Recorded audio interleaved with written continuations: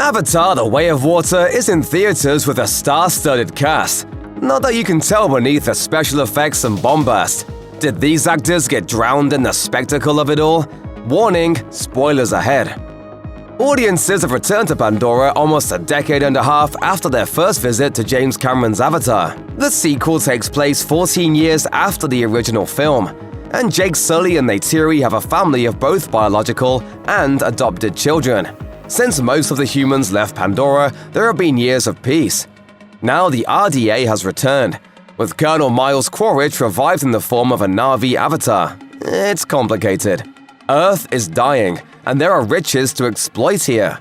You see where this is going. The Sully family has to evacuate after the children are captured, but the RDA is hunting them. They move to join the Metkayina, a faraway group of Na'vi who have evolved slightly different to swim in the sea and commune with sentient whale-like creatures called Tolkun. They are given varying degrees of welcome by the leaders of the land. Chief Tonowari is friendly, but his pregnant wife Ronal isn't particularly happy to have them there. Avatar featured Neytiri as a main character, and her family is obviously central to the plot of The Way of Water. However, Neytiri has a vastly reduced part in the sequel. Ronal's part is also small, and it feels like a missed opportunity to feature actors of this caliber.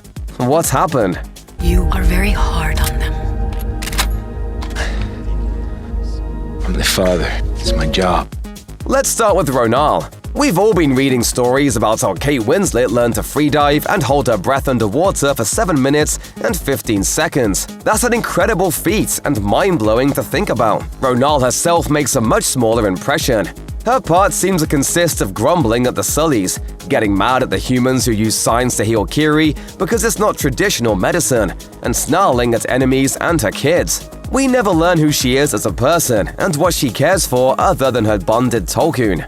Of course, there's got to be more to her. Visually, Ronal is stunning, but it's hard not to want more. Perhaps if the film does well and we're given all the promised sequels, we'll get more insight into who she is. It's hard to know what the entire arc will be without seeing it all. But when you have a film that is 3 hours and 10 minutes long, having so many characters that still feel like strangers at the end is very odd. Add to the fact that this is Kate freaking Winslet we're talking about, and it's a crime. Look, you can make a statement with a small part if you're good, which she is, but if you have nothing to work with other than being angry all the time, it's a losing battle. She has an Oscar, a Grammy, 2 Emmy Awards, 5 Golden Globe Awards, and 3 BAFTAs in addition to all her nominations. How do you not give her more to do? Now you must stand with us. Neytiri was a massive part of the first film. She is a warrior deeply connected to Pandora and her people. Now she's a partner to Jake, a mother to their children, still a warrior, and damn it, we wanted to see more of her. All we got here was Neytiri getting angry, sobbing, or yelling, and it felt like she was barely in the story. It's something we see here and there with movie moms. They get stuck in the parenting-only trap. Sure, Jake and Neytiri do go on a date that lasts a few moments, but considering how much we see of Jake's character development and that of each of the children, she seems to do no more than react to her children's plot points until the final battle. This woman is a warrior and was capable and powerful long before Jake shows up. Of course, this could have something to do with scheduling. Zoe Saldana is a busy actor with major franchises going on at the same time. She just felt shoved to the side here, and that's a real shame. The plot for the first film was pretty thin, but at least Neytiri was a fully developed character. This time around, it seems like all she does is yell until right at the end.